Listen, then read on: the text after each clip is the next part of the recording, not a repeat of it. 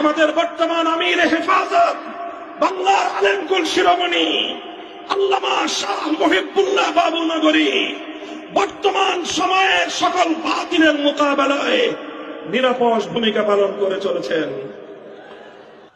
আমি স্পষ্ট ভাষায় বলেছি, জাতির অভিভাবক বর্তমানে আল্লামা মুহিবুল্লাহ বাবুনগরী, বাংলাদেশের সর্বশীর্ষ আলেম দ্বীন আল্লামা মুহিবুল্লাহ বাবুনগরী।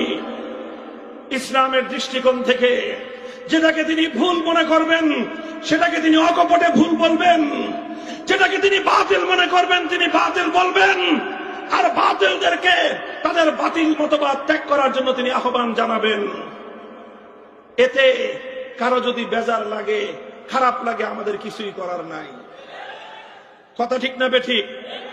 আল্লামা মুহিবুল্লাহ বাবুনগরী হাফিজাহুল্লাহ তিনি বর্তমান জাতির অভিভাবকত্বের জায়গা থেকে খালিসান লিওয়াজহিল্লাহ, একমাত্র আল্লাহকে সন্তুষ্ট করার উদ্দেশ্যে আল্লাহর রাসূল এবং সাহাবায়ে কেরামের মহব্বতের দ্বারা তার দিল ভরপুর।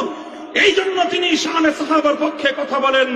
সাহাবীদের বিরুদ্ধে কারো দ্বারা চুল পরিমাণ কোন কটূক্তি হলে আল্লামা মুহিবুল্লাহ বাবুনগরী সিংহের মতো গর্জন দিয়ে ওঠেন। ওনার আঞ্চলিক কথাবার্তার আঞ্চলিকতার